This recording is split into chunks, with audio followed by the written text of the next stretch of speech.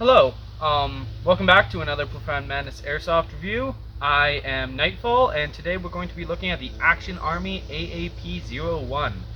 It's been provided by my friend Midnight Hunter here, who bought it used, and so it has a few modifications done to it.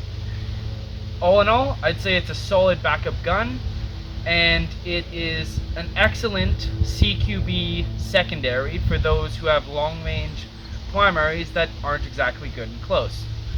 This means it's especially good for snipers and machine gunners, though it is also capable for standard infantry as well. It costs 150 to 200 Canadian, which is 100 to 150 US. So, the AAP is heavily based off of the Ruger Standard Mk.IV, which is a 22 LR semi-automatic pistol, and it itself is based off the Japanese Nambu from World War II. It was first produced in 1949, and it sold quite well because it evoked nostalgia around the Ruger P08. The Ruger and its variants are the most popular 22 LR pistols ever sold, and I have heard rumors that a suppressed 22 pistol of some kind may have been used in Vietnam. I have no idea what kind, and I can't find a concrete source for that. And while unlikely, it is entirely possible that a suppressed 22, such as this one, could be useful in close-range stealth operations. And now, time for today's sponsor, Pepis! Not another fucking Pepsi commercial! So, we're going to inspect the AAP-01 right now. So this is the stock inner barrel and the stock outer barrel. It's been replaced by this suppressor, as you guys can see. It does have a rear sight mount, but it's been replaced with a scope rail. And the front sight is, as I mentioned, on the original outer barrel. So, yeah, there is a trigger safety, as you guys can see. I think there is an actual safety here, but it's stuck, and I don't feel like worrying about it. The gun itself is plastic. It uses Glock magazines, which this is a KJ Works one. They're metal. They work fine. They slide in really nicely, actually. They fit in beautifully. Your mag release is here.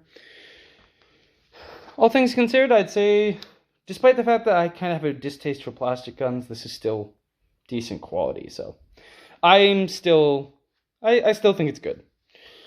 Yeah, it's got that Ruger grip angle, which is kind of weird if you're not used to it. Also Glocks also have it, so if you have a Glock, this will be easier to get used to than if you have something like a SIG or a 1911. To adjust the hop up, you need to make sure it's cocked back, and then you push this button here and just simply pop it up like that.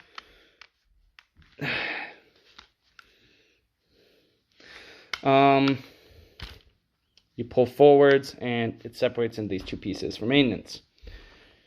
Your hop up, if you guys can see, is right there. So when you're lubing this, don't get fucking lube on your hop up. So to reassemble it, you just put it back there, hold this button down. Don't do what I just did. Hold your button down and push it back on, and then it's good.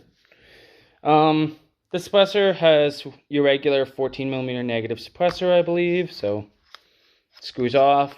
This is a foam-filled one, so it does work. Yeah. So in terms of specs, it is 230 millimeters long, or 9 inches.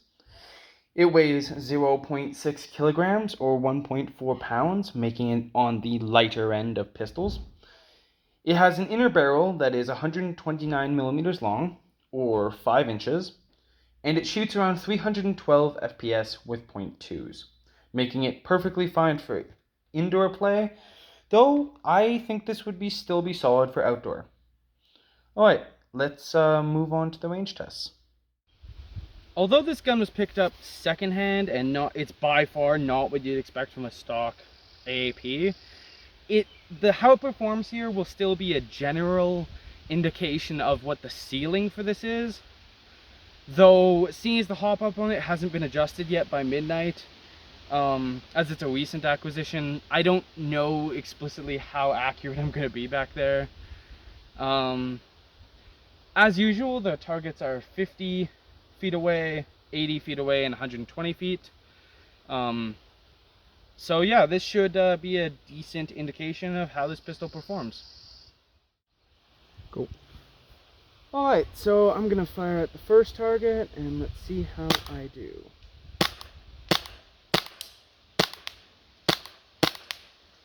Alright, so that's twice in the head. I need to tell Midnight to adjust his sight to the right because it's firing pretty far left of where it's sighted. Alright, on to the middle guy. Good.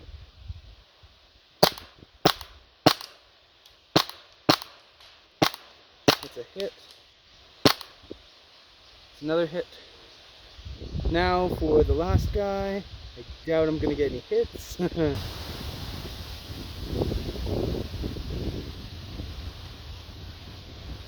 Alright, so the wind is picked up, so I can't guarantee if this is any more. I don't think it would be as accurate as you'd find on a clear day, but I am going to fire this last guy regardless. Oh, and I ran out of gas. Not to worry, I have some more. Alright, now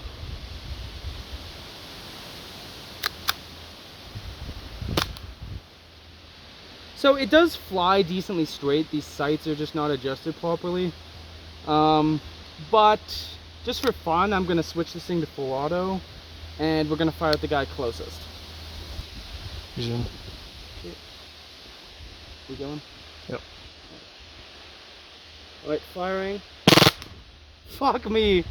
Okay, that is fun. Alright, let's go inspect targets. Alright, so again, my accuracy was not fantastic. I hit here, here. I'm positive I hit the frame a few times here as well.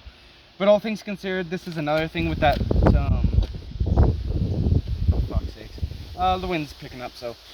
This has the, Luger style Glock Luger and Glock style grip angle, so again it's kind of unfamiliar to me. Add that to the fact that the sight was adjusted for here and it was pretty hard to hit anything. That being said, it was still fun, and let's go inspect the next target. Alright, so I hit this guy once here, once there. I can't tell.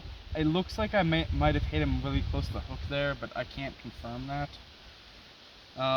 Again, some of these holes in the frame might be from this, but I honestly couldn't tell you.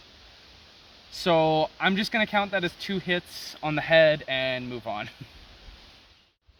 Alright, so I can't explicitly tell if I hit that there or if this rip in there is from that.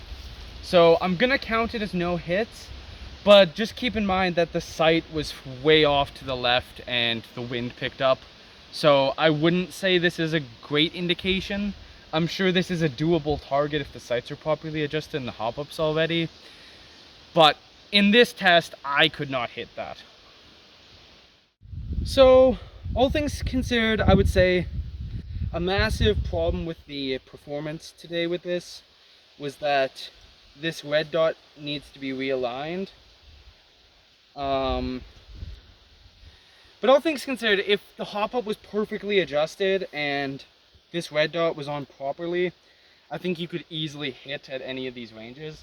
It does seem to be pretty accurate, and with the option of burst fire, I would say you could definitely hit at any of these ranges. So I would say this is a pretty strong pistol as far as accuracy goes.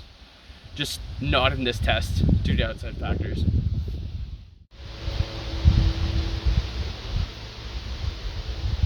So altogether, I would say that the AAP-01 is a good backup.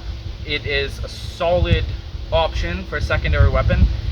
It has decent magazine size, and because it uses Glock mags, that does mean that there are extended options as well as drums. When it is suppressed like this, it is a quieter alternative to most pistols, though obviously not as quiet as something like a Mk.IV. It is one of the few pistols I know of that can manage both stealth and combat roles, with it being select fire, so there is a fully automatic for direct action. And ultimately, I would say this is probably one of the best options for both support gunners and snipers alike. And I would say it's a very good jack of all trades sidearm for any airsofter.